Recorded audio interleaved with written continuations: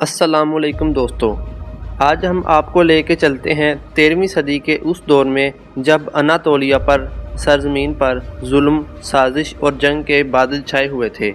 صلیبی Europe سے حملہ آور تھے، منگول مشرق سے آگے بڑھ رہے تھے اور مسلمان قبیلے کمزور ہو چکے تھے۔ مگر انہی حالات میں ایک بہادر انسان پیدا ہوا جس نے نہ صرف اپنے قبیلے کو بچایا بلکہ ایک ایسی بنیاد رکھی جس پر بعد میں دنیا کی سب سے عظیم سلطنت قائم ہوئی۔ یہ ہے ارطغرل غازی کی کہانی۔ ارطغرل غازی کائی قبیلے کے سردار سلیمان شاہ کا بیٹا تھا۔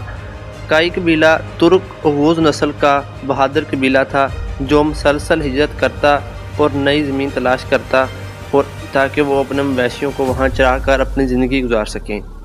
مگر قسمت نے انہیں ایسا موڑ لیا کہ سلیمان شاہ دریائے فرات میں ڈوب گئے۔ اس حادثے کے بعد قبیلہ بکھرنے لگا۔ ایسے میں نوجوان ارطغرل نے قیادت سنبھالی، جوان، بہادر اور ایمان سے لبریز۔ اس نے اپنے قبیلے سے کہا، اے کائی کے بہادر بیٹو، اے نوجوانوں، ہمارے لیے زمین تنگ ہو سکتی ہے مگر اللہ کا آسمان ہمیشہ وسیع ہے، ہم اپنا راستہ خود بنائیں گے۔ ارطغرل نے اپنے قبیلے کو اناطولیہ کی طرف لے جانا شروع کیا۔ راستے میں وہ بھوک، سردی اور دشمنوں کے حملوں کا شکار ہوئے مگر ارطغرل کبھی پیچھے نہ ہٹا۔ ایک دن ارطغرل کے 400 سپاہی صلیبیوں کی بڑی فوج کے سامنے آ گئے۔ عام انسان تو خوف زدہ ہو جاتا مگر ارطغرل نے کہا، شیر ہمیشہ اپنے شکار کی طرف بڑھتا ہے، پیچھے نہیں ہٹتا۔ اور پھر چند سو ترک سپاہیوں نے ہزاروں صلیبیوں کو شکست دی اور انہیں مار ڈالا اور جنگ جیت لی۔ یہی وہ لمحہ تھا جس کے بعد سلجوق سلطان نے ارطغرل کو اناطولیہ کے علاقے سوگوت میں زمین عطا کی۔ سوگوت میں کائی قبیلہ آباد ہوا مگر سکون کہاں، ایک طرف صلیبی تھے، دوسری طرف منگول، اور انہی کے درمیان ان کے ترک غدار موجود تھے۔ صلیبی سازشوں کرتے تو خون منگول لے جاتے، تو کبھی منگولوں نے انہیں خون کی ندیاں بہاتی ترکوں کی۔ ارطغرل نے اپنی تلوار اٹھائی اور کہا، یہ زمین اللہ کی امانت ہے اور ہم اسی کے محافظ ہیں۔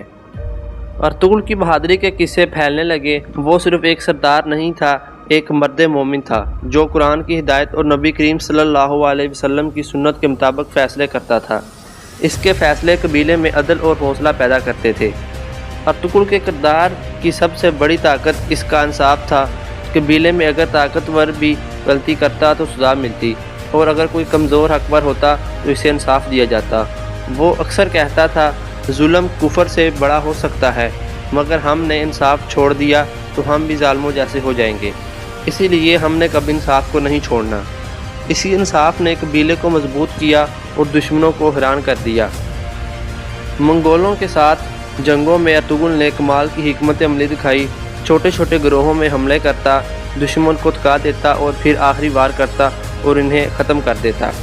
ایک جنگ میں جب قبیلہ تھک کر ہار ماننے لگا تو ارطغرل نے کہا، اگر موت لکھی ہے تو شہادت ہوگی اور اگر زندگی لکھی ہے تو فتح ہوگی، دونوں ہی صورتوں میں ہم کامیاب ہیں۔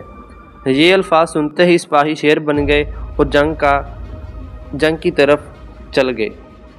ارطغرل کی سب سے بڑی کامیابی یہ تھی کہ ارطغرل نے اپنے بیٹے عثمان کے لیے زمین ہموار کر دی۔ وہ عثمان جس نے آگے چل کر سلطنت عثمانیہ کی بنیاد رکھی اور 600 سال تک حکومت کی۔ یعنی ارطغرل نے صرف جنگیں نہیں جیتیں بلکہ ایک خواب بویا، ایک عظیم سلطنت کا خواب۔ دوستو، ارطغرل غازی کی زندگی سے ہمیں یہ سبق ملتا ہے کہ کوئی ایماندار آدمی کبھی انصاف، ہر کسی کو کمزور ہو یا طاقتور، ہر کسی کو انصاف مہیا کرتا ہے۔ ایمان، انصاف اور ہمت کے ساتھ کوئی بھی کمزور قبیلہ دنیا کی سب سے بڑی طاقت بن سکتا ہے۔ آج ہم آپ سب کو اندر وہی جذبہ پیدا کرنے کی ضرورت ہے، سچائی کا، انصاف کا اور اللہ پر بھروسہ کرنے کا جذبہ۔ اگر آپ کو ویڈیو اچھی لگی ہو تو ہمارے چینل کو سبسکرائب کر کے ویڈیو کو لائک کر دیں اور کمنٹ میں یہ بتائیں کہ آپ یہ ویڈیو میری کہاں سے دیکھ رہے ہیں۔ شکریہ، جزاک اللہ۔